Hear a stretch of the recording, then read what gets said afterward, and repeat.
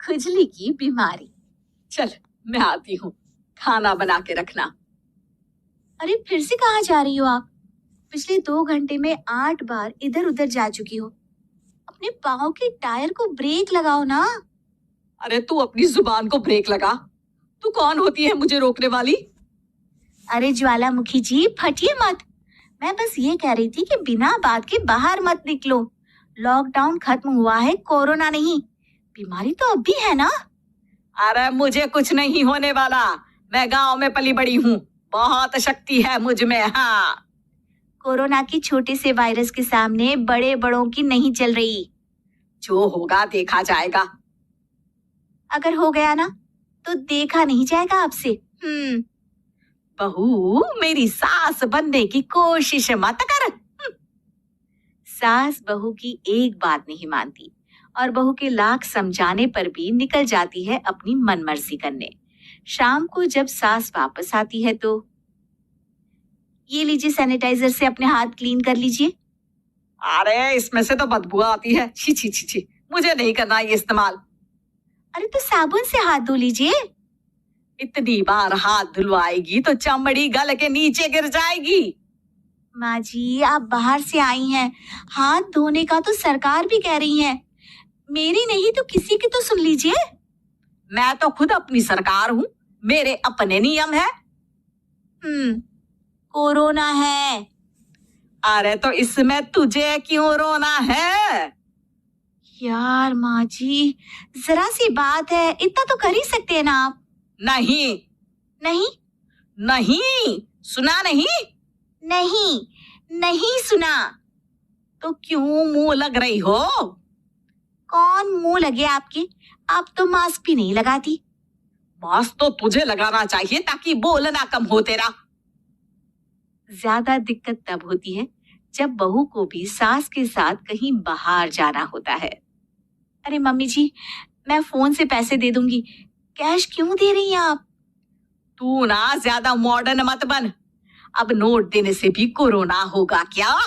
हाँ, नोट पता नहीं कितने हाथों से गुजर के हमारे हाथ में आते हैं और उनमें से कुछ गधे तो ऐसे होंगे जो हाथ भी नहीं धोते होंगे। हैं? ताना मार रही है क्या? नहीं तो। तू मुझे बेवकूफ समझती है क्या? मुझे नहीं पता कि गधा कौन है? माँ जी, मैंने आपको कुछ नहीं कहा। अरे कैश दे रहे हो या फिर फोन से दोगे? कुछ लेना ही नहीं है। अरे मेरा टाइम क्यों वेस्ट किया फिर? बहू, तुझे ना मैं बाद में देखूंगी। बाद में मतलब कितने बजे? बहू बड़ी मजाकिया है आपकी। और सास बहुत गुस्सेल है, एक फटका दूंगी ना। अरे सॉरी आंटी जी।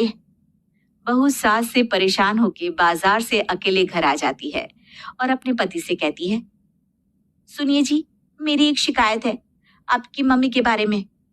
वाह, लोग बच्चे की शिकायत लेके मम्मी के पास जाते हैं, तुम मम्मी की शिकायत लेकर मेरे पास आई हो।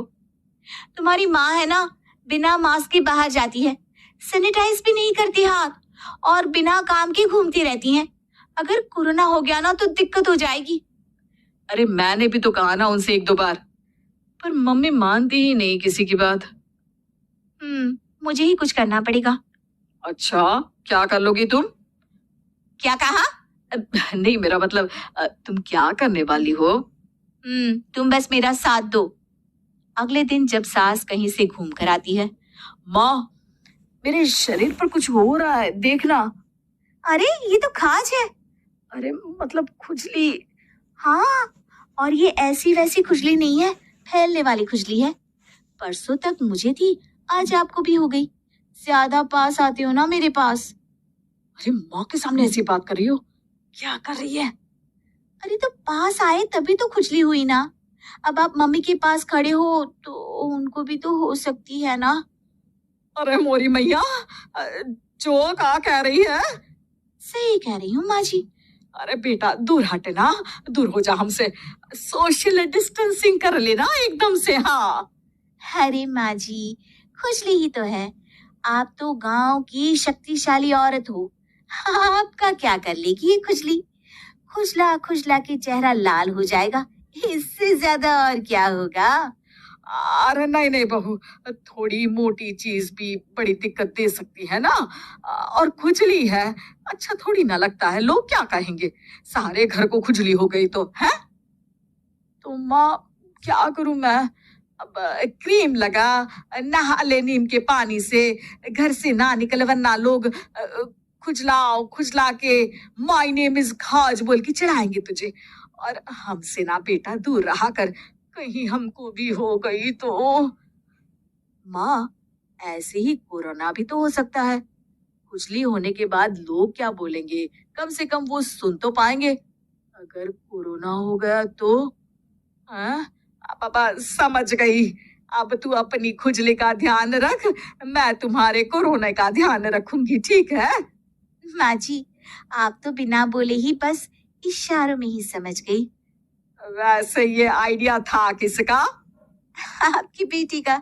अच्छा अच्छा, सोशल डिस्टेंसिंग की वजह से छू नहीं रही हूं तुझे वरना दे दनादन हो जाता है ना माँ। अरे हंस क्या रहा है, मेरे लिए नया मास्क लेकर आ। उस दिन के बाद सास ने गांठ बांध ली, 2 गज दूरी, मास्क जरूरी, और घर में ही बैठ के खाओ। पिताजी जल्दी चलिए, वरना मैं आज स्कूल में देरी से पहुंचूंगा। मेरी टीचर बहुत गुस्सा करती है। हाँ हाँ बेटा, अभी चलते हैं, बस 2 मिनट रुको।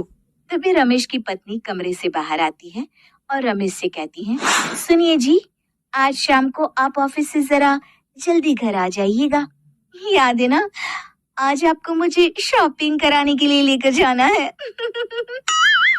अरे भाग्यवान, इस महीने हाथ जरा तंग है, मेरी मानो तो शॉपिंग का विचार कुछ दिनों के लिए अपने दिमाग से निकाल ही दो।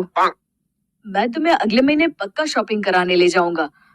अभी मुझे चलना चाहिए, वरना राजू को स्कूल पहुंचने में देर हो जाएगी।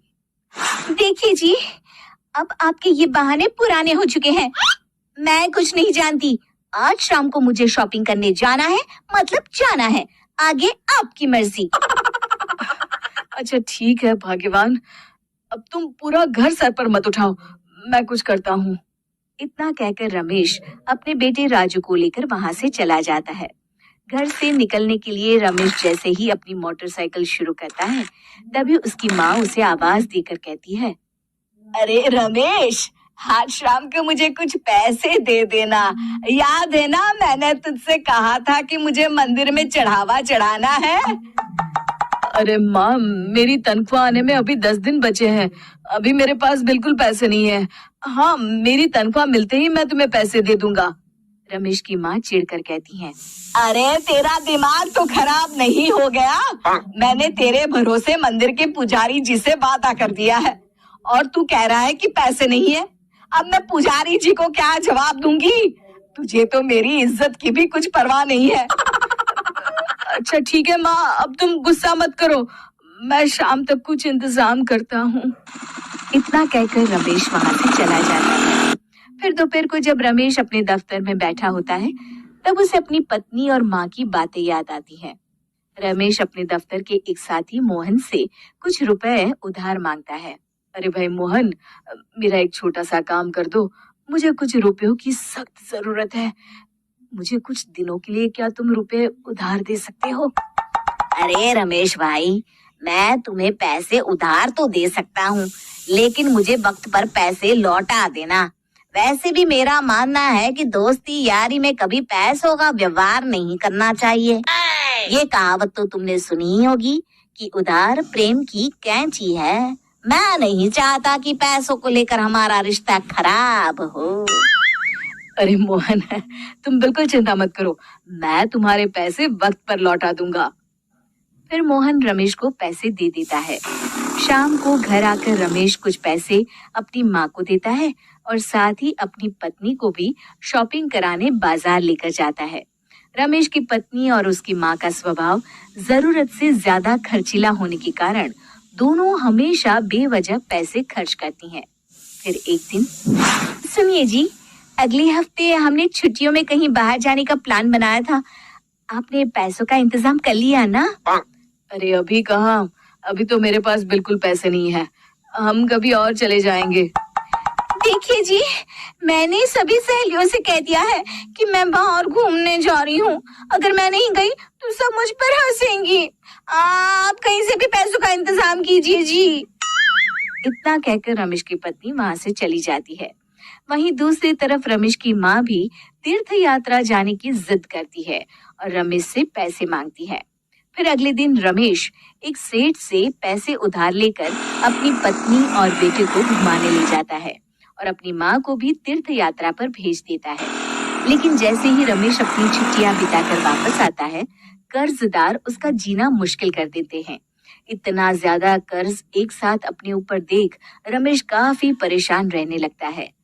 फिर एक दिन राजू की स्कूल की फीस वक्त पर न भर पाने के कारण रमेश को स्कूल में बुलाया जाता है। स्कूल के प्रिंसिपल साहब रमेश को सख्त हिदायत देते हैं कि अगर वक्त पर स्कूल की फीस नहीं भरी गई तो उनके बेटे का नाम स्कूल से काट दिया जाएगा।